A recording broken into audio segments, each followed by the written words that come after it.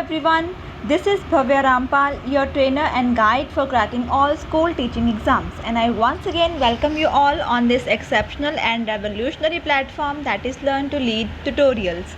So students, I hope you all are fine. I hope you all are doing very hard studies and I hope you all have subscribed our channel till now. लेकिन अभी तक अगर आपने हमारे इस channel को subscribe नहीं किया है तो जल्दी से फटाफट से इसको सब्सक्राइब कर लीजिए, क्योंकि हम अपने चैनल के थ्रू आप सबको प्रोवाइड कर रहे हैं 100% free of cost quality education हम आपको दे रहे हैं for various competitive exams just like UGC net, JRF, CTET, PTET and many more.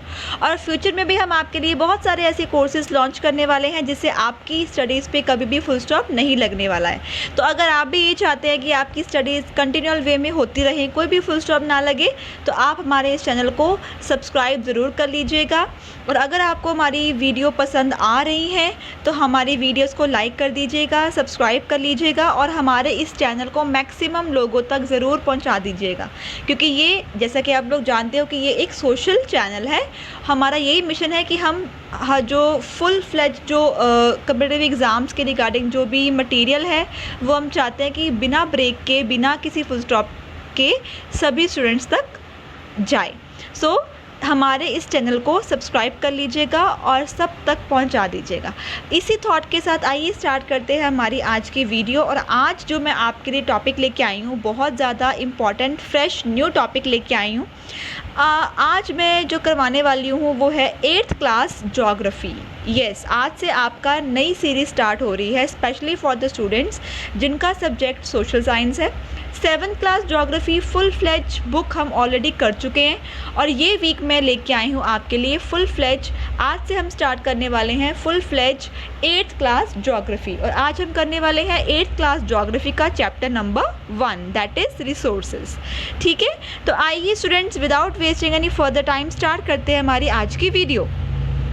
So as you can see on your screen, आज हम करने वाले हैं बिल्कुल fresh topic. Yes, 8th class geography आज से हम स्टार्ट करने वाले हैं। और आज जो हम चैप्टर लेके आए हैं आपके लिए very very important chapter for from the perspective of your CTET, PTET, KVS, NVS and all school teaching exams, that is chapter number 1 resources। ठीक है, इस चैप्टर में हम पढ़ने वाले हैं कि रिसोर्सेज क्या होता है, मीनिंग ऑफ द रिसोर्सेज, कौन कौन से रिसोर्सेज होते हैं, नेचुरल भी है होते हैं, मैन मेड, आर्टिफिशियल रिसोर्सेज भी होते हैं। So each and everything about the resources हम इस चैप्टर में पढ़ने वाले हैं। तो आइए स्टार्ट करते हैं हमारा आज का चैप्टर। स्टार्टिंग में देखिए एक स्टोरी सी है यहाँ पे, ठीक है, उसको हम स्किप कर सकते हैं। ठीक है, सो सबसे पहले जब हम ये रिसोर्सेज का चैप्टर हम करने जा रहे हैं, सबसे पहले हमारे माइंड में क्वेश्चन पॉपअप होता होगा कि व्हाट इज़ अ रिसोर्स, कि रिसोर्स एक्चुअली में होता क्या है। ठीक है, so what is a resource? The resource जो है वो क्या होता है? Resource is anything that can be used to satisfy a need. ठीक है, हमारी कोई भी नीड है, हमारी कोई भी अगर कोई ज़रूरत है, कोई भी नीड है, और अगर कोई भी चीज़ हमारी उस ज़रूरत को, उस नीड को संतुष्ट कर रही है, सेटिस्फाई कर रही है, ठीक है, तो वो हमारे लिए क्या हो जाएगा? वो हमारे लिए एक रिसोर्स हो जाएगा। तो रिसोर्स क्या होता है? कुछ भी, कोई भी चीज़ हो सकती है जो कि हमारी ज़रूरतों को पूरा करता है, वो हमारे लिए रिसोर्स हो जाता है। ठीक है, अब अगर हम बात करें कि हमारे आसपास की, हमारे सराउंडिंग्स में कौन कौन से रिसोर्सेज हैं, तो मैं आपको बता दूं कि हमारे आसपास जो हैं there are number of resources जो हमारे आसपास होते हैं। ठीक है, काफ़ी ऐसे रिसोर्सेज हैं जो हमारी नीड्स को सेटिस्फाई करते हैं। ठीक है, for example the water you drink. ठीक है, व्हेन यू आर थर्स्टी, जब आप थर्स्टी होते हो, ठीक है, तो what you do, of course जब आपको प्यास लगती है तो आप पानी पीते हो। ठीक है, सो वाटर क्या हो गया? ये आपका रिसोर्स हो गया। वाई? बिकॉज ये आपकी थर्स्ट को सेटिस्फाई कर रहा है। ठीक है, the electricity you use in your house. ठीक है, जो भी बिजली, इलेक्ट्रिसिटी आप अपने घर पे यूज़ करते हो वो आपका रिसोर्स हो गया। ठीक है, the rickshaw you use to get home from school. ठीक है, the text book you use to study, all are resources. ठीक है, पानी है, ठीक है, इलेक्ट्रिसिटी है, कोई भी रिक्शा है जिसको यूज़ करके आप एक जगह से दूसरी जगह पे जा रहे हो। ठीक है, text book, of course text book क्या है? वो आपकी स्टडी की नीड्स को सेटिस्फाई करता है। ठीक है, सो एवरीथिंग ये सब क्या हो जाएगा, ये आपके लिए रिसोर्स हो जाएगा। क्यों? बिकॉज ये आपकी नीड्स को सेटिस्फाई कर रहा है। ठीक है, इवन फल फ्रूट्स, ठीक है, सब्जियां वगैरह जो आप खाते हो, फ्रूट्स जो आप खाते हो, ठीक है, वीट, सब कुछ, everything, you are you know आप you are under so many resources जो आपकी जो नीड्स हैं, जो आपकी जो ज़रूरतें हैं उनको पूरा करते हैं। ठीक है, सो चलिए यहाँ से स्टार्ट करते हैं। Water, electricity, rickshaw, vegetable and text book have some in thing in common. अब ये सब में एक कॉमन है, और वो कॉमन चीज़ क्या है? इनकी यूजेबिलिटी। ठीक है, अब पानी, इलेक्ट्रिसिटी, हम ये सब चीज़ों को यूज़ करते हैं। क्यों यूज़ करते हैं? क्योंकि उनकी यूजेबिलिटी है, वो हमारे कुछ काम आ रही हैं, इसलिए हम उनको यूज़ कर रहे हैं। ठीक है, सो रिसोर्सेज में क्या होता है, रिसोर्सेज जो है, कोई भी रिसोर्स होगा उसका सबसे इम्पॉर्टेंट आस्पेक्ट क्या होता है, फीचर क्या होता है कि उसका कोई ना कोई यूज़ होता है, कोई ना कोई यूजेबिलिटी होती है। ठीक है, so usability is what makes an object और सब्सटेंस अ रिसोर्स। अगर कोई चीज़ है वो बिल्कुल वेस्ट चीज़ है, उसकी कोई यूजेबिलिटी ही नहीं है, उसको आप किसी भी चीज़ में यू कैन नॉट यूज़, ठीक है, तो वो आपके लिए क्या हो जाएगा? वो आपके लिए एक वेस्ट चीज़ हो जाएगी। रिसोर्स कब होगा? जब उसकी कोई ना कोई यूजेबिलिटी है आपके लिए। ठीक है, आई होप आपको क्लियर हो गया है कि रिसोर्स क्या होता है। ठीक है, ओके, अब क्वेश्चन ये आता है कि how does something become a resource. अब हमें ये कैसे मालूम पड़ेगा कि किसी चीज़ की यूजेबिलिटी है या कोई हमारे लिए रिसोर्स है। ठीक है, अब ये इसलिए पता लगेगा अगर उस चीज़ की कोई ना कोई वैल्यू है। ठीक है, अगर कोई ऐसी चीज़ है जिसकी वैल्यू है, ठीक है, तो वो क्या बन जाएगा? आपका रिसोर्स बन जाएगा। ठीक है, so all resources have some value. अब वैल्यू का मतलब क्या होता है? वर्थ।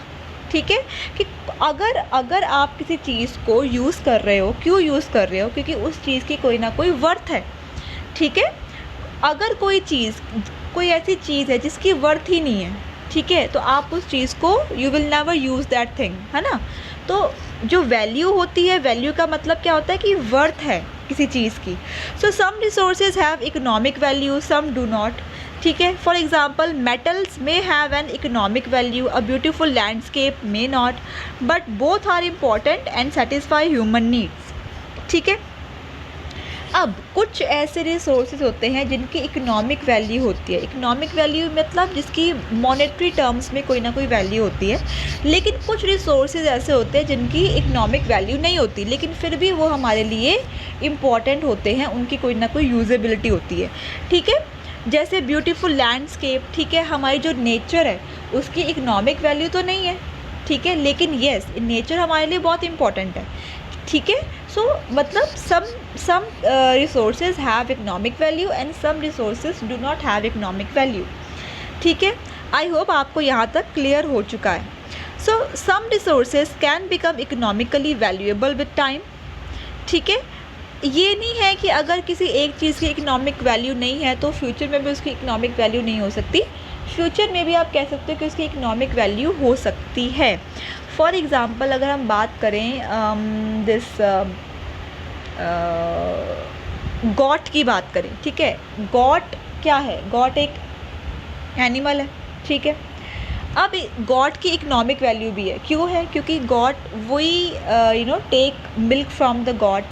ठीक है, और भी बहुत सारी चीज़ें जो है गॉट के दूध से जो है बहुत सारी चीज़ें जो है वो बन सकती हैं। ठीक है, सो हम ये कह सकते हैं कि गॉड की कुछ ना कुछ इकोनॉमिक वैल्यू है। ठीक है, आई होप आपको क्लियर हो रहा है। ठीक है, ओके, चलिए आगे बढ़ते हैं। Time and technology are two important factors that can change substances into resources. Both are related to the needs of the people. People themselves are the most important resource. It is their ideas, knowledge, inventions, discoveries that lead to the creation of more resources. ठीक है, अब time और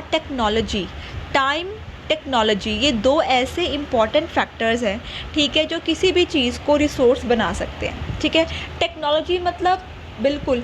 technology मतलब कि नए दिन ब दिन कुछ नई नई चीज़ें जो हैं वो इन्वेंट हो रही हैं, ठीक है। पहले अगर हम कुछ साल बैक जाए तो मोबाइल फ़ोन्स जो थे वो मार्केट में अवेलेबल नहीं थे, ठीक है।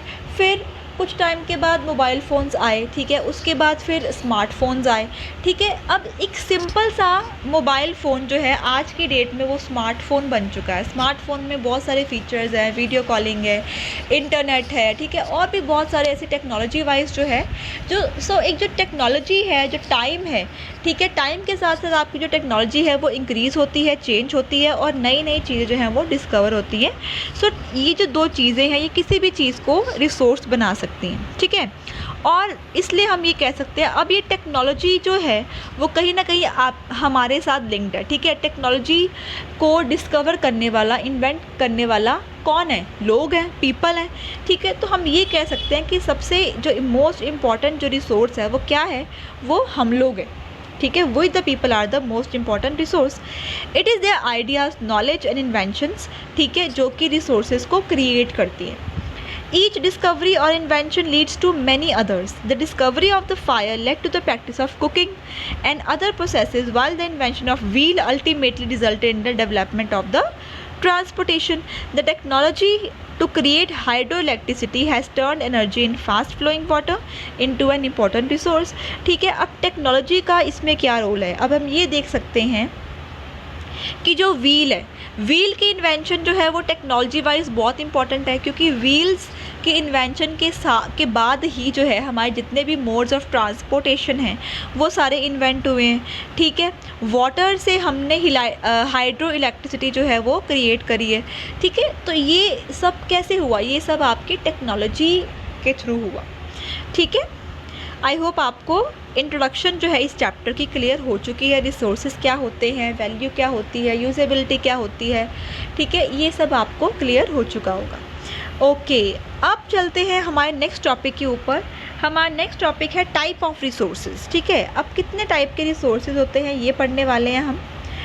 So resources are generally classified into natural, human made and human resources, ठीक है। आप ये कह सकते हो कि 3 टाइप के रिसोर्सेज हैं हमारे।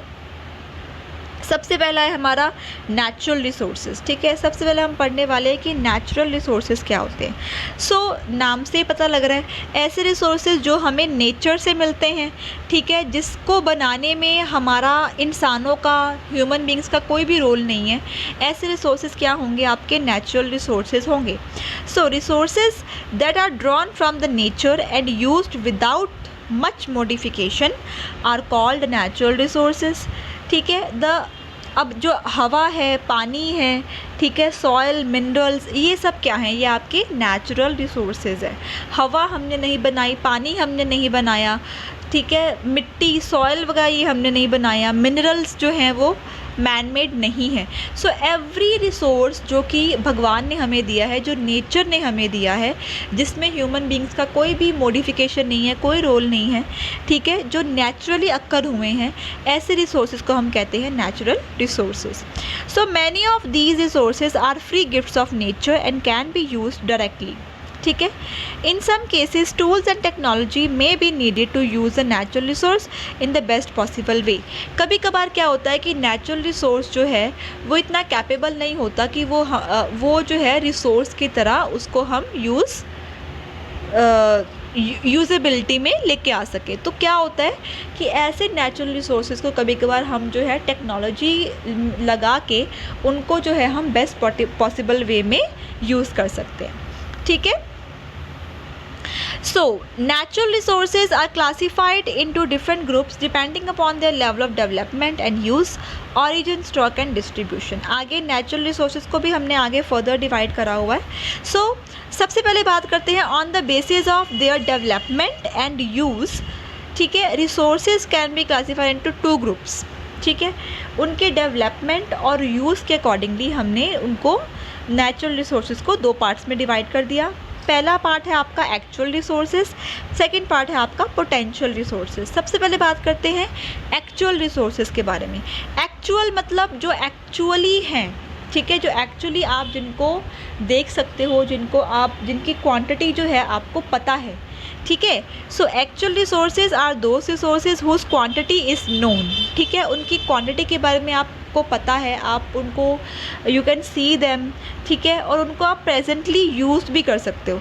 सो these resources are being used in the present, ठीक है, आप उनको यूज़ कर रहे हो, आपको उनकी क्वांटिटी का पता है, ठीक है। The rich deposit of coal, ठीक है, डार्क सॉइल्स, ठीक है, ये सब क्या है आपके एक्चुअल रिसोर्सेज हैं। आपको पता है कि कोल जो है, पेट्रोलियम जो है, जो डार्क सॉइल है, ठीक है, वो कितनी है, ठीक है, और आप उनको प्रेजेंटली यूज़ भी कर रहे हो, ठीक है। So these are the actual resources. So actual resources क्या है, जिनकी क्वांटिटी आपको पता है, द क्वांटिटी इज़ नोन, और जिनको आप प्रेजेंटली यूज़ कर रहे हो, ठीक है। आगे बात करते हैं पोटेंशियल रिसोर्सेज की। पोटेंशियल रिसोर्सेज क्या होते हैं, बिल्कुल opposite to your actual resources. Potential resources क्या है, जिनकी क्वांटिटी जो है हमें पता नहीं है, ठीक है, और जिनको हम यूज़ भी नहीं कर सकते प्रेजेंट में, उनको हम यूज़ करते हैं फ्यूचर में, ठीक है। So potential resources are those whose entire quantity may not be known and these are not being used at the present, ठीक है, जिनकी हमें क्वांटिटी का कोई अंदाज़ा नहीं है और जिनको हम प्रेजेंटली यूज़ भी नहीं कर रहे, but these resources could be use in the future, ठीक है। अब इसमें पोटेंशियल रिसोर्स में सबसे इम्पॉर्टेंट रिसोर्स क्या है आपका, टेक्नोलॉजी का। The level of technology we have at present may not be advance enough to easily utilise this resources, ठीक है। जैसे आप कह सकते हो जो आपका यूरेनियम है, ठीक है, यूरेनियम आपका लद्दाख में मिलता है, ठीक है, वो आपका एक पोटेंशियल रिसोर्स है कि यूरेनियम को आप प्रेजेंटली यूज़ में नहीं लेके आ रहे हो, आपको नहीं पता कि यूरेनियम की क्वांटिटी कितनी है, लेकिन आप उसको फ्यूचर में यूज़ कर सकते हो यूरेनियम, ठीक है। तो ये जो है इसका एक बहुत ज़्यादा बड़ा एग्जाम्पल हो सकता है पोटेंशियल रिसोर्सेज का, ठीक है। So these are the resources जिनको हम फ्यूचर में यूज़ कर सकते हैं, जिनकी क्वांटिटी नहीं पता और जिनका आप ये कह सकते हो कि आप उसको प्रेजेंट में यूज़ नहीं कर रहे, ठीक है। ओके, नेक्स्ट टाइप चलते हैं, बेस्ड ऑन देयर ओरिजिन, ठीक है। Resources can be abiotic and biotic, ठीक है। अब ओरिजिन के हिसाब से आप कह सकते हो कि दो टाइप में हमने नेचुरल रिसोर्सेज को डिवाइड करा हुआ है, abiotic and biotic. Abiotic resources are non living while biotic resources are living, ये हम 7th क्लास ज्योग्राफी में कर चुके हैं। एबायोटिक क्या होते हैं, नॉन लिविंग रिसोर्सेज, और बायोटिक होते हैं आपके living resources. Soils, rocks and minerals are abiotic but plants and animals are biotic, ठीक है। एबायोटिक में आपका सॉइल्स, रॉक्स, मिनरल्स आ जाएंगे और प्लांट्स, एनिमल्स जो हैं वो आपके बायोटिक रिसोर्सेज में आ जाएंगे। क्वाइट ईजी, आपने पहले करा हुआ है तो इसमें समझाने वाली कोई बात नहीं है। आगे चलते हैं, अब है on the basis of, okay, origin हो गया, ठीक है, डेवलपमेंट यूज़ हो गया, ओरिजिन हो गया।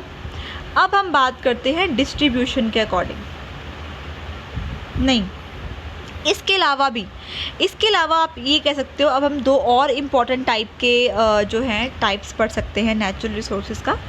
So natural resources can B broadly categorised into renewable and non renewable resources. Very very important topic, यहाँ से आपका क्वेश्चन आ सकता है कि रिन्यूएबल रिसोर्सेज कौन से हो सकते हैं और नॉन रिन्यूएबल रिसोर्सेज कौन से हो सकते हैं, तो इसको आप ध्यान से करेगा। Renewable resources are those which get renewed और रिप्लेनिश्ड क्विकली, नाम से ही पता लग रहा है। रीन्यू मतलब इनको हम दोबारा से यूज़ कर सकते हैं, बार बार यूज़ कर सकते हैं, ठीक है। दोज विच गेट रीन्यूड, जो रीन्यू हो जाते हैं और रिप्लेनिश हो जाते हैं बहुत कम टाइम में।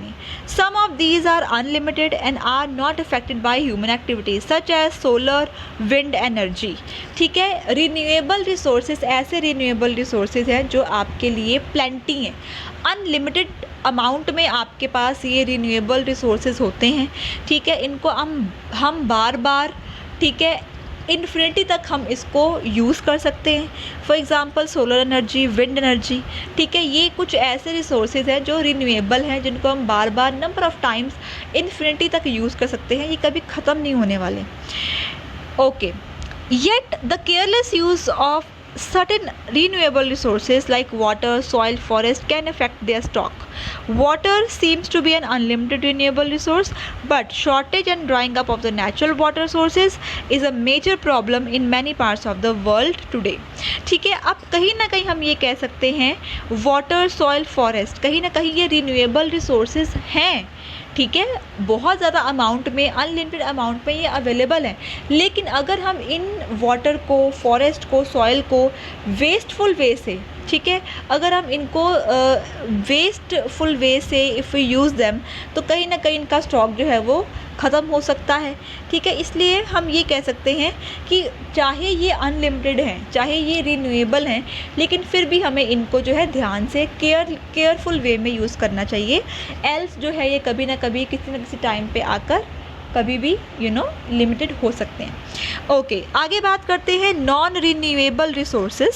सो जो आपके नॉन रिन्यूएबल रिसोर्सेज हैं वो आपको नाम से मालूम पड़ रहा है, ये जो है इनको हम बार बार नंबर ऑफ़ वेज में बार बार इनको हम यूज़ नहीं कर सकते, क्योंकि ये जो है लिमिटेड हैं, इनका स्टॉक क्या होता है, लिमिटेड होता है। So non renewable resources are those which have a limited stock. Once the stocks are exhausted, it may take thousands of years to be renewed or replenished. Since this period is much more than the human lifespans, such resources are considered non-renewable. Coal, petroleum, natural gas are some of examples. ठीक है, अब ये जो non renewable resources हैं इनका stock जो है वो लिमिटेड होता है, क्योंकि इनको अपना स्टॉक बनाने में, इनको रिन्यू होने में थाउजेंड्स ऑफ ईयर्स लग जाते हैं, ठीक है। अब इंसान का जो एज है वो 1000 ईयर्स तक तो नहीं हो सकता, ठीक है, इसलिए इनको हम नॉन रिन्यूएबल सोर्सेज में काउंट करते हैं, ठीक है। एग्जांपल क्या है इनकी, कोल, पेट्रोलियम, नेचुरल गैस, ये कुछ ऐसे रिसोर्सेज हैं जो कि लिमिटेड हैं, जिनको हमें ध्यान से यूज़ करना चाहिए, ठीक है। Okay, on the basis of next type की जो बेस है वो करने वाले हैं, on the basis of distribution resources can be ubiquitous and localised, ठीक है, यूबिक्टस एंड लोकलाइज्ड डिस्ट्रीब्यूशन के according. Resources that are found everywhere like air we breathe are ubiquitous, ठीक है, but those which are found only in certain places are localised like copper and iron. नाम से पता लग रहा है ऐसे रिसोर्सेज जो हर जगह आपको मिल जाएंगे, एवरीवेयर, ठीक है, उनको हम बोलते हैं यूबिक्टस रिसोर्सेज, ठीक है। और ऐसे रिसोर्सेज जो आपको एक पर्टिकुलर एरिया में, पर्टिकुलर लोकेशन में, पर्टिकुलर लोकेलिटी में मिलेंगे, उनको हम बोलेंगे लोकलाइज्ड रिसोर्सेज, जैसे कॉपर, आयरन और, ठीक है, ये एक पर्टिकुलर स्टेट्स में, पर्टिकुलर एरियाज़ में ही मिलते हैं, ठीक है। आई होप आपको क्लियर है।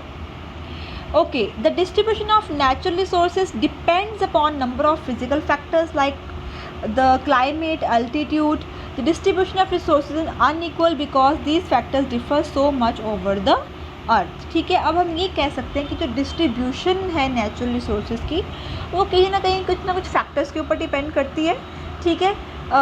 सो हमें उन फैक्टर्स को भी ध्यान में रखना चाहिए, ठीक है।